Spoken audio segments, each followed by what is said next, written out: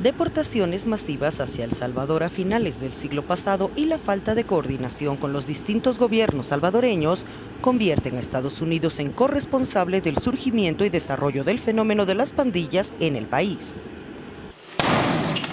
El gobierno de El Salvador despliega desde el pasado 27 de marzo una ofensiva contra las pandillas o maras bajo el estado de excepción previsto en la Constitución del país, luego de que éstas desatasen una ola de violencia armada y asesinatos que en 72 horas se cobró la vida de 87 salvadoreños.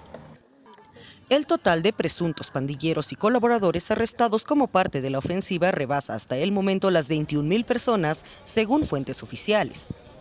Para el antropólogo y analista político salvadoreño Marvin Aguilar, la política gubernamental de guerra contra las pandillas goza de gran respaldo popular, en tanto la violencia armada y los homicidios han sido una constante en la cotidianidad de El Salvador en los últimos 30 años.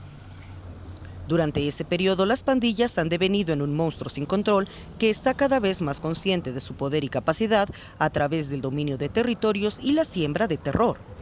A juicio de Aguilar, la responsabilidad de ello no es exclusiva de los gobiernos salvadoreños, lo es también de los Estados Unidos por su falta de prevención al deportar masivamente a los salvadoreños que estaban allá porque les resultaban una molestia. Cuando llegaban a El Salvador tampoco el país estaba preparado para recibirlos y readaptarlos para que, por ejemplo, al llegar no cometieran más delitos. Y es así como muchos de los deportados comienzan a organizar las clicas, que son como una especie de células de pandillas en diferentes territorios.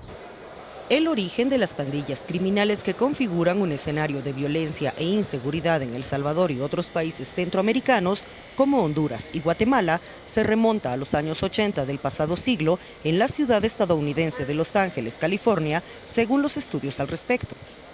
Salvadoreños que huyeron de la guerra civil se asentaron en esa urbe y se organizaron para defenderse entre sí de la discriminación y los abusos de los que eran objeto por parte de las autoridades y otras minorías latinas o afroamericanas.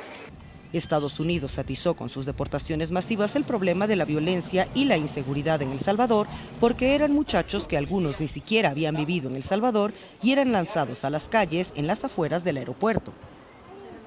Y que tenían que ver cómo hacían para sobrevivir. Y la manera que hicieron para sobrevivir fue reclutar jóvenes en las comunidades más pobres, haciéndoles ver que podía haber solidaridad, que podría haber hermandad para resolver los problemas de pobreza y marginación que en este país son brutales, son escandalosos y son históricos. Deportaciones desde Estados Unidos, como las que contribuyeron a formar las pandillas, continúan llegando a El Salvador, subrayó el experto en seguridad y criminología salvadoreño Ricardo Sosa.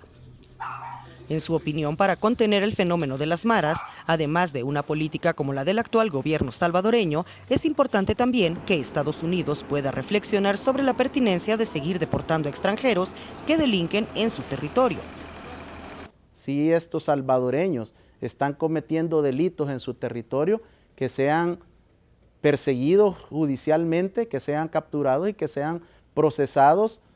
que tengan el derecho a la defensa para poder defenderse en territorio de los Estados Unidos. Pero enviarlos a los diferentes países cuando las legislaciones no están adecuadas, cuando las tipologías delictivas en América Latina no contemplan los delitos o las faltas por las que ellos han transgredido las leyes en Estados Unidos, me parece que debe de haber un grado más de comunicación con todos los países involucrados.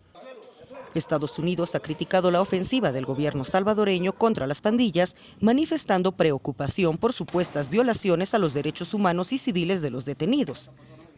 Sosa censuró recientemente esa actitud de querer dar a El Salvador una receta para el combate a las pandillas cuando Estados Unidos no ha podido resolver el fenómeno en su propia tierra donde nació. Su observación es congruente con la del presidente salvadoreño Nayib Bukele, quien ha acusado de faltar a la verdad a funcionarios estadounidenses que alegan que Washington ha apoyado y apoya el enfrentamiento a la criminalidad de las pandillas en El Salvador y Centroamérica. Con información de la oficina en San Salvador, El Salvador, Noticias Xinhua.